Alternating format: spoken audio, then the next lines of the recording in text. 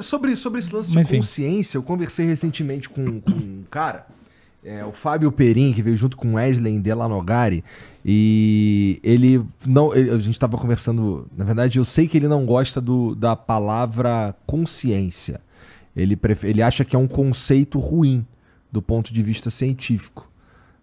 E aí ele tava falando, por isso que quando eu fui falar do riso e tudo mais, eu falei autorreferência. Eu não quis falar consciência. O que tu pensa sobre isso?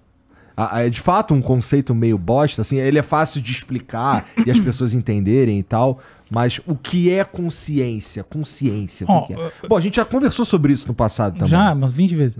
Mas, Mas é verdade. Sim, olha só. Eu não veja bem, no fundo você não está trazendo uma questão, você está trazendo duas.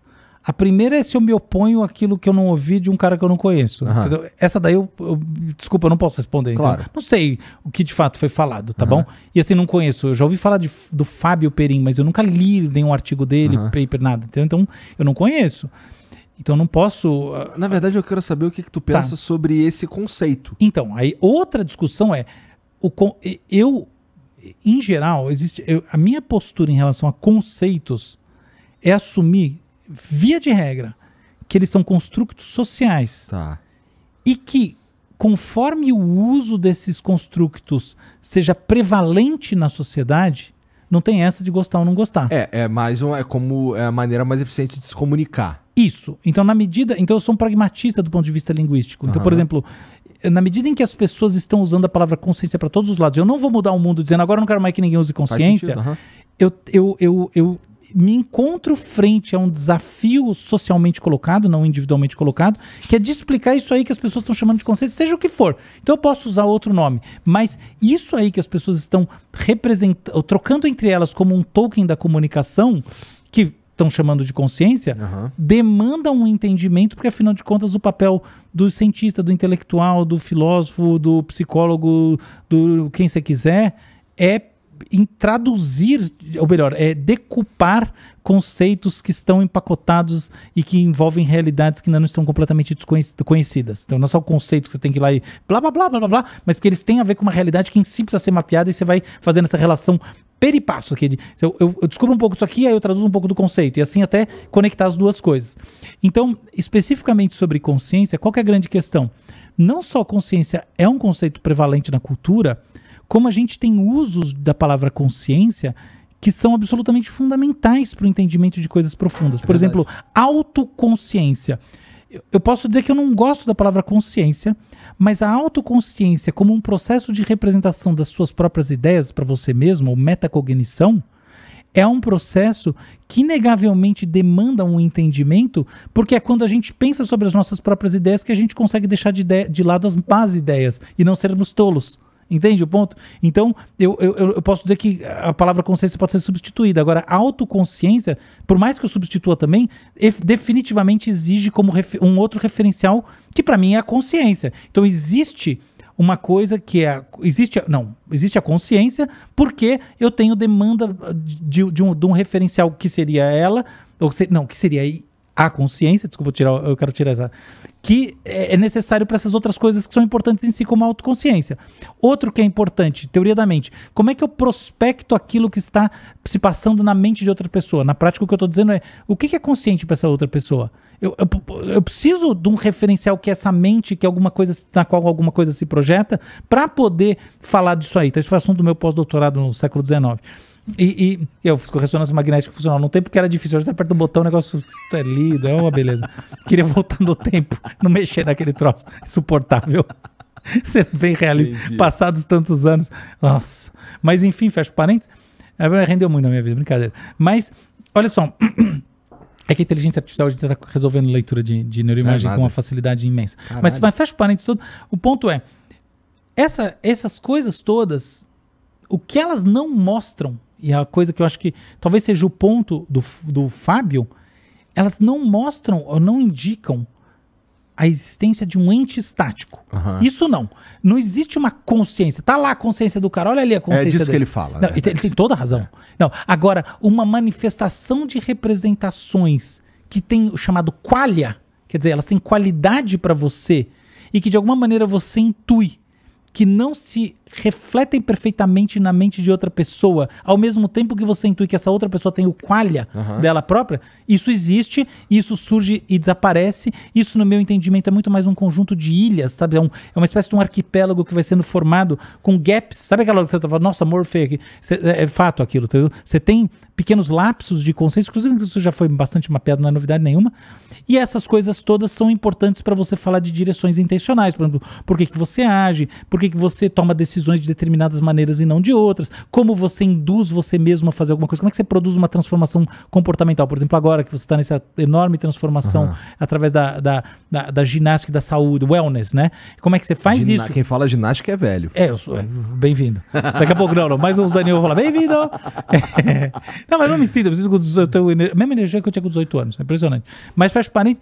Entende? Então essas coisas todas, elas se manifestam de uma maneira que eu posso chamar ela de inequívoca para nós mesmos, tá? E a propósito, elas trazem um ponto que eu acho bem interessante, que é o limite das coisas que podem ser pensadas. Eu não sei se você parou para pensar isso, mas nem toda representação pode ser pensada. Eu já pensei sobre isso, na verdade. Então, eu escrevi um artigo sobre isso. Eu não cheguei a conclusões, assim, eu já parto do princípio que eu não sei. E aí, quando eu começo a procurar, assim, o que eu não consigo, que eu não consigo, que não cabe na minha mente. Ótimo. Por exemplo, pessoas que... Eu acredito em Deus, eu sei que você não acredita, mas vamos lá. Deus não cabe na minha mente. Não, eu acredito em Deus, só não acredito que ele existe. Tá, ok. Então você consegue entender o que eu tô dizendo, que assim, eu penso... Deus não cabe na minha mente, eu não consigo... Claro. Eu não consigo te explicar. Não, você pode me explicar? Mas não vai ser suficiente, eu não vou ter palavras suficientes para te explicar. Exatamente. Você não pode dar uma explicação completa. Eu não posso dar uma explicação completa. Não cabe. Sim. A escolástica inteira surgiu com as grandes linhas do racionalismo pré-moderno e depois, obviamente, todo o desenvolvimento moderno, com base na perspectiva de que você tinha que desenvolver sistemas de pensamento estrutural, estupidamente avançados do ponto de vista estrutural para poder dar conta, tá, desse desafio. E, obviamente... a conclusão é que não, tá? Que é indefinível por definição, assim. Daí E qual que é o limite? Existe um limite para o pensamento? Então, essa pergunta é ingênua, né? Porque assim, não tem o pensamento, né? Tem os múltiplos pensamentos. O que eu posso dizer assim, existe o não representável? Existe. Isso, exato. Entendeu? Mas não só não representável do tipo assim, pense numa coisa que, sei lá, entendeu? Pense numa figura com 8 planos, sabe essas coisas? Não nessas coisas. Assim, do ponto de vista mais conceitual mesmo, do ponto de vista no âmbito da representação, existe o não representável, entende? Existe, você acabou de dar um exemplo, Deus. Deus está numa categoria de não representáveis que envolve o mais famoso deles, que não é Deus, é infinito. Eu consigo entender a vastidão. Vai pra lá, vai pra lá, vai pra lá. Como é que é o infinito? Eu tô andando num aviãozinho, eu vou. Ele tá na velocidade da luz. Ele pode estar 1 milhão de vezes a velocidade da luz. Ele não chega em lugar nenhum. Fica lá só aquela coisa vindo. Então, esse é o infinito. E você percebe? Eu não consigo conter ele numa representação, porque ele, por definição, é uma representação aberta, tá? O Deus, a grande transformação com o surgimento das religiões monoteístas, especialmente das religiões abraâmicas, né?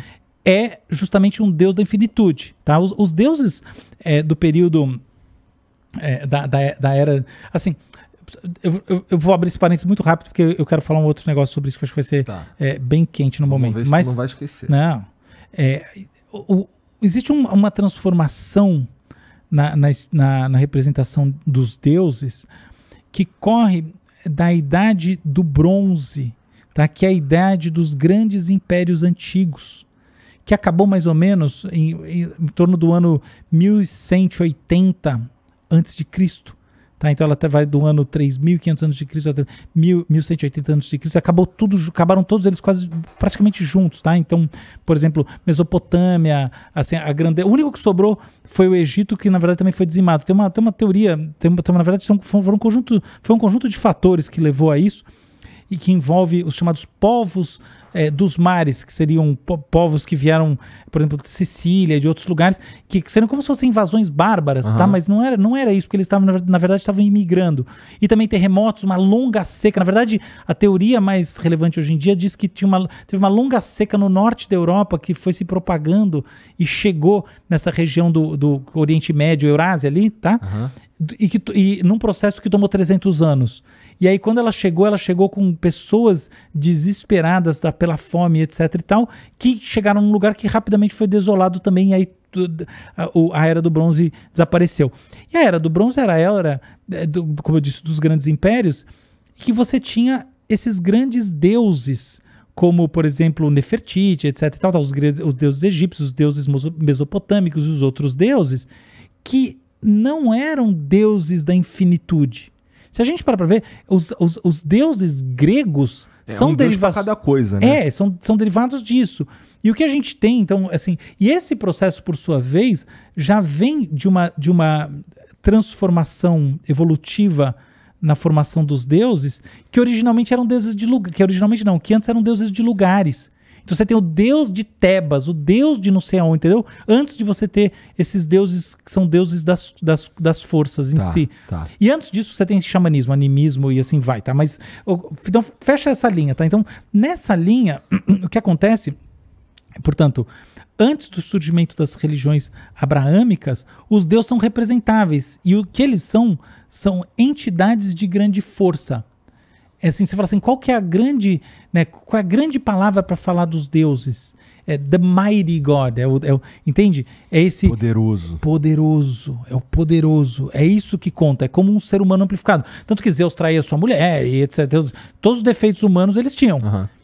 Quando a gente... Então, o surgimento, né, a essência das religiões abraâmicas traz para primeiro plano esse conceito do Deus que não é redutível a um elemento, porque no fundo ele faz a grande virada e se torna um Deus não representável. Entende a sacada cognitiva? Não é uma... Entendo. Então, talvez tenha a ver com o que eu vou falar agora, que um Deus infinito, como esse Deus que você está falando, como Javé, ele traz uma vantagem competitiva sobre os outros deuses, porque ele...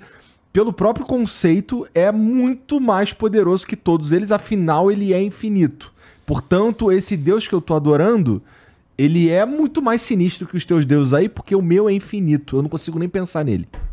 E aí, a gente cria um problema, que é, como ele não é pessoal, eu não consigo me relacionar a ele como um ser humano. Aí o que eu faço?